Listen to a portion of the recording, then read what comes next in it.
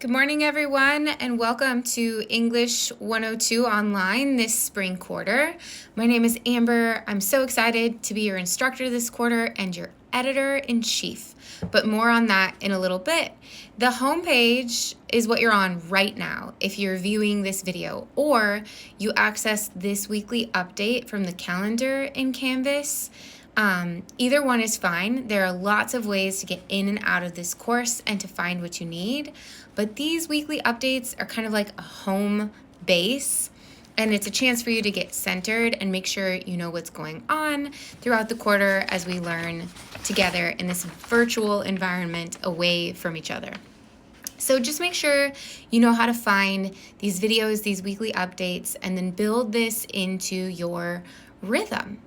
And speaking of rhythms for the quarter, every Monday before noon, or Tuesday if it's a holiday on Monday, I will be sharing an update for the week. And there will almost always be a video or a GIF or something like that. And there will always be the workflow for the week. It will be highlighted. It will say, here is the workflow for the week. There will be underneath that the deadlines, the dates for everything and when it's due, as well as bullets of what needs to be done, linking to where those things need to be done. So if you're ever trying to figure out what is going on in this class, in this quarter, all you need to do is find this weekly update page. The most recent update for the week that we're in will be at the top, and that will slide down as I post next week's, and it will slide down to create this stream, kind of like a social media page or account. So just a tiny bit about me as we get started. You'll read more about me in our journalist bio upcoming this week, but like I said, I'm Amber. You can call me Amber. This class, English 102, is probably the class that inspired me to want to be a writing teacher at the college level. I loved taking this class as a student, doing all of the research and learning new things. I loved tutoring this class when I worked as a tutor, helping students to develop their projects. And then when I became a faculty member, I thought this is the best class to get to be able to teach. It was my goal. I just wanted to be an English 102 teacher. Now I also get to teach classes like the Arts Magazine for our on-campus The Salal Review. I get to teach children's literature, and I have other loves and passions, but I'll always remember that English 102 was my first love. And that's really interesting that one small thing like that could make me want to build my career in that direction. You've probably heard rumors about this class. One rumor is in English 102, you have to write a really long paper. And yeah, you do. But I am excited to help you do that. Let me tell you more about this.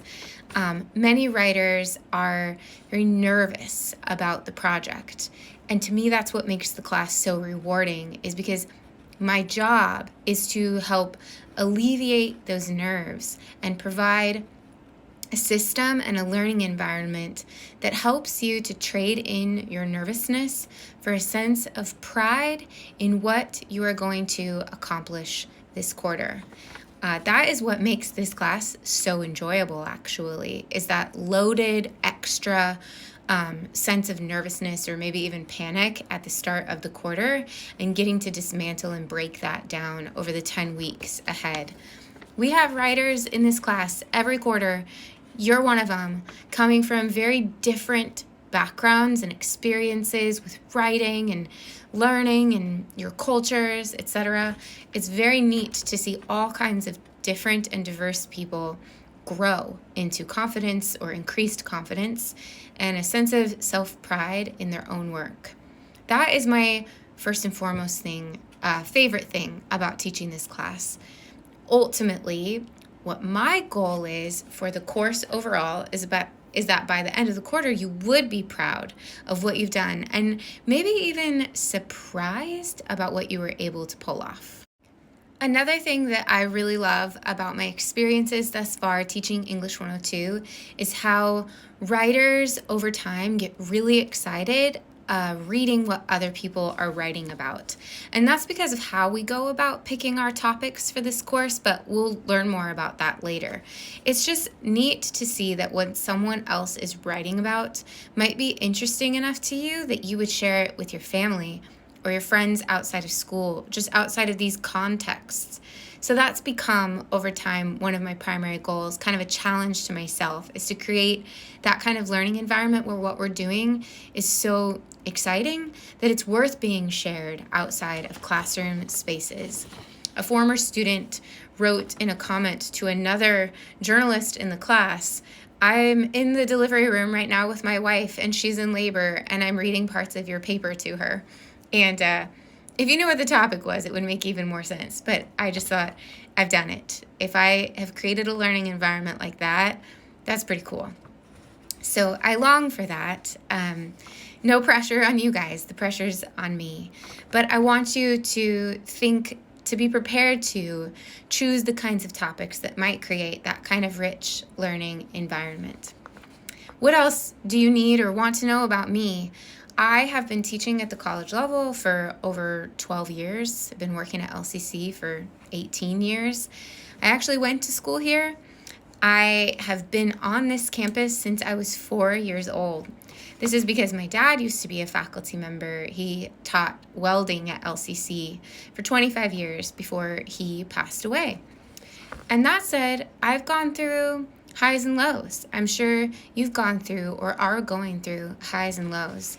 I really try to let those things about my personal life shape the kind of supportive and compassionate and flexible faculty member that I want to be.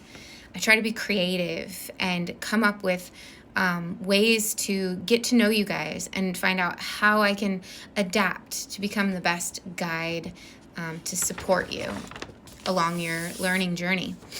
One of the things that I like to sign off with sometimes in a message or an update is, "I'm rooting for you." And I think that phrase sums up where I'm coming from as a faculty member. It is what makes my job so special, is to get to know people, get to know their stories, get to be a part of that, get to witness you guys overcoming obstacles to achieve your goals. It's really an inspiring position that I get to play in our society, to get to have that be my work. And so that's a little bit about who I am and what drives my heart and soul as a teacher. The fact is that we don't know what this quarter holds for any of us. We don't know what's going to happen tomorrow or what we're going to go through. So we really want to create a learning community together where everyone is rooting for each other. I think if we do that, we'll see more of ourselves succeed. And we'll just feel this inspiration that we're here, we're getting things done together, we're working toward our goals. I already have a welling excitement for what we are going to accomplish. I hope that you'll allow yourself, just get a little vulnerable and feel that welling excitement too. Have hope that what we'll create by the end of the quarter is going to be really cool. And you absolutely can do this, no matter what the little rumor mill has told you about how scary it is. Hopefully the rumor mill has also told you that it's fun. Maybe some of you guys have friends or family members who have taken my class before. They've done it. They can tell you firsthand that it's possible. And it's not as daunting as it may seem right now. All right, let's start getting into the nitty gritty here. Your first bullet below where it says, here's the workflow for the week, is that you need to review the syllabus. That's a hyperlink. It'll take you directly to the syllabus. So spend some time checking that out and reach out if you have any questions for me about that. Also, you're learning online, and I always recommend to online learners that when you enter a class for the first time, take a house tour. If you were going to be staying in a home for the next 11 weeks, the next 10 weeks, you would explore, where's the bathroom, where's the kitchen, where do I take out the garbage, where should I sit and hang out and get cozy, look behind doors, click on links, check things out. You'll notice as you're doing that on the left-hand menu right beneath home, it says Syllabus, Projects, and Resources. That takes you to a website that I've built for the class. It's outside of Canvas. If you click on that link, it's embedded inside of Canvas for your convenience. If you click on review the syllabus below, it takes you outside. The point is that I have a website for this class that you can access without ever logging into Canvas.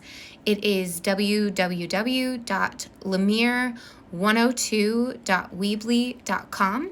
And I have almost the entire curriculum shared there. So Canvas is just really a place for us to keep everything organized and to manage our steps. But if you were ever like, I kind of want to just review those requirements, check that out, you could sit on your cell phone and pull it up without logging into Canvas and just read what our projects are going to be. Okay, so after you reveal the syllabus, your next bullet, this stuff is due Thursday. I say that because the syllabus you can do whenever, do it this week. But by Thursday, after you've had some time to kind of get your bearings, I'd like you to post your journalist bio. And there's a link to instructions below, and then there's a link to take you to the discussion board where you can actually share that. And after that, first of all, one of the peculiar things about that assignment is that I have you guys write in the third person. That's something that maybe you've never done before. I'm trying to keep things fresh, kind of challenge us, get us outside of our comfort zones. So you would say something like, my name is Amber. I've been teaching for over 11 years. I love my job. I have a son named Hilo. I have a cat named Vespa and a husband named Eric. We live in Longview. You can start out in the first person. You can say, I said, I blah, blah, blah. And then just revise as you go. That's a really good habit for you guys to get into, of just write how it comes naturally and then revise later to fix it up and make it what it's supposed to be.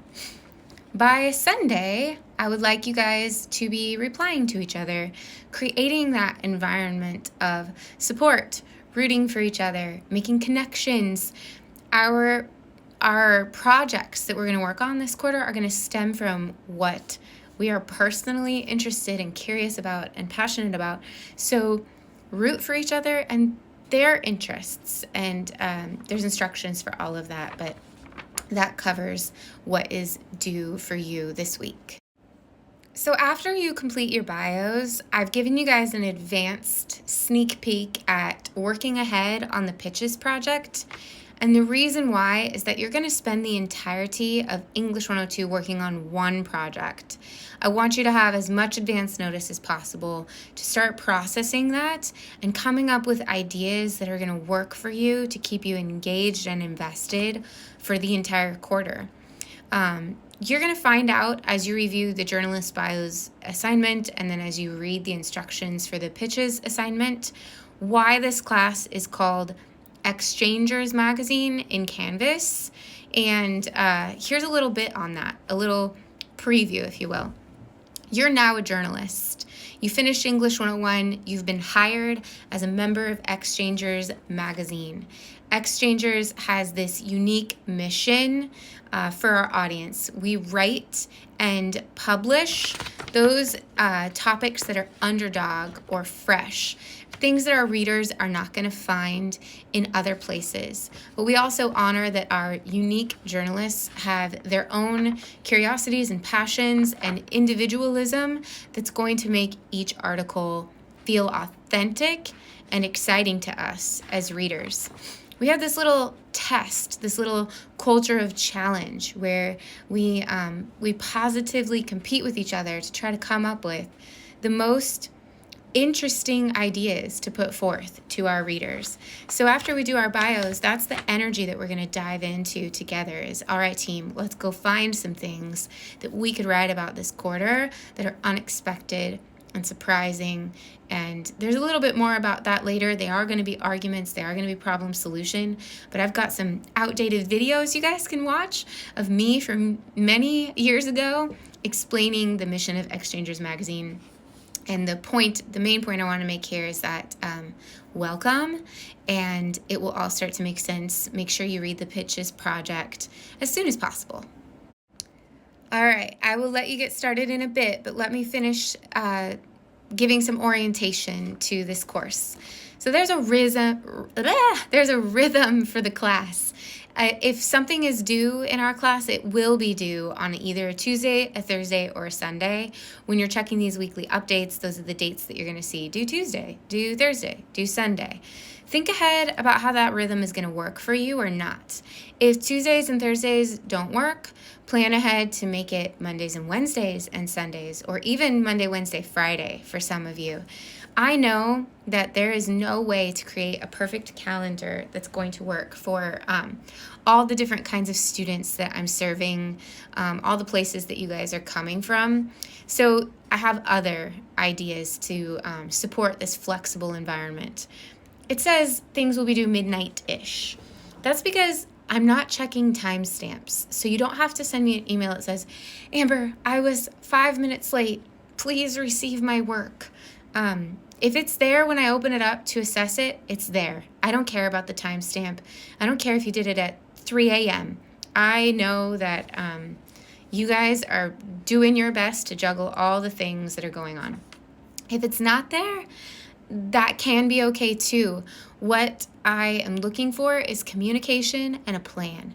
So reach out and say, Amber, I'm sorry, I'm not going to be able, you don't even have to say you're sorry. Hey, Amber, I'm not able to get that to you by Sunday. I can get it to you by Monday. Or is it possible that I could have 3 more days to do this?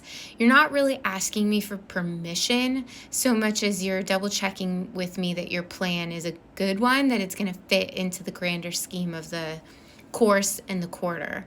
And as long as we're not at the very end of the quarter, I can typically be like, yeah, sounds like a good plan. Do what you need to do. But one more thing about that. You don't need to say you're sorry, and you don't need to tell me your reasons. If you want to, you can. If you need someone to listen and to hear you and to support you, I've been there. But if you're a private person, I don't want your doctor's notes. I don't want proof that someone passed away. I'm just going to believe you. And if your reason is that you're really tired because, maybe you have a sick child at home, or maybe you had another big test and you just thought that you'd have the energy to finish up a project, but you didn't. In our class system, it's typically best if you just post what you have. But if you really need that extra day or those 3 days or whatever it is, just tell me your plan and let me know if I can support you in any other way. I've got a policy in the syllabus you can read where it's first time, no big deal. Second time, I'm getting a little bit, concerned, but it's not a problem. Finally, I get to the place where it's we need to have a meeting before I keep accepting late work. But that's only so that I can continue to make sure you have what you need to cross the finish line at the end. What I want is for all of the students in my courses to walk away and to have the impression that I'm flexible. And so that's something that I am constantly striving for and trying to achieve. And I'm willing to hear from you about how I can do that for you, for the sake of helping us succeed together. This kind of naturally flows into grading, so let's talk about that. This course is worth 100 points or 100%. For the first part of the course especially, there's going to be a grading system where if you do the thing, you earn the points and the percentages. So really one of the only ways that you can be missing points or missing percentages to your grade is if you just don't turn something in or don't complete the requirements or the required replies. Reach out. We might be able to come up with a plan to help you get back on track if that's important to you. But it's 100 points, 100%. The journalist bios and pitches, I'm going to be grading them as we go, but right now they're weighted in the gradebook as 0% because I want to be able to give you 1 out of 10 because you did the one part that's required, and 3 out of 10 because you added on. And I don't want it to show up as an F in Canvas.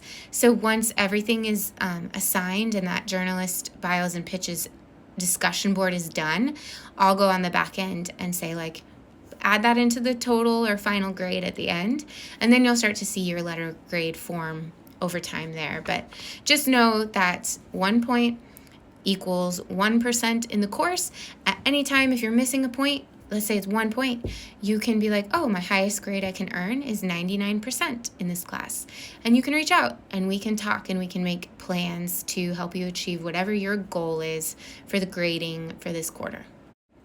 I really appreciate the do earn system for grading, especially at the start of the quarter, because I think it frees us all up to just learn and feel more confident. And so it won't be until much later in the course that we actually get into more qualitative grading. You're going to see that with two major projects. One is going to be your source evaluations, but I'll be leaving you comments on that. You'll have 4 weeks to work on it. We'll be refining what those expectations are together. And typically that produces higher grades on that qualitative side of that rubric. And then at the very end of the quarter, when you finish your writing project, your article for Exchangers Magazine, and you submit it to the editor for publishing, don't worry, it's just going to me, then there will be a qualitative element there as well. But again, you will have worked on that and you'll start to know what those qualitative requirements are for like 5 weeks. You'll be getting really direct comments from me. The point is, the grading system should be simple so that you can just focus on doing the learning and the researching and the enjoying and the sharing and the curiosity and the exploring and all the things that learning is supposed to be. A few things before we sign off. At the bottom of this update, there's a chance for you to click the heart. That doesn't mean that you like my post or my video. I'm not looking for that. It just means you're here. There is a beating heart out there who engaged with this update. I hear you, Amber. So please do that. That would be really cool. And then there's a space for you guys to leave anonymous comments below. That's a good spot to say, hey, there's a link broken, or do you really mean Thursday, January 6th? No, I don't, or January 9th, or whatever it is. So use that to ask questions that might apply to the entire group and stuff that you think would be helpful for everyone to see. Otherwise, send me a direct message. You can reach me via the inbox icon on the left in Canvas. You can reach me at alamir@lowercolumbia.edu. I'll typically get back to you guys within 24, 48 hours. If that's not the case, then something must be up. And then I'll write you a really lengthy apology and we'll get back on track together. Reach out early on this quarter if there's anything that you guys need from me. I just hope you have an awesome first week. I'm excited that it's spring quarter. When I walked into campus today, I could smell the flowers on the trees and I can feel graduation coming. Some of you are probably graduating this quarter, and it is my honor to be a part of your educational journey with you. I'll see you on the boards. Have an awesome start, Exchangers.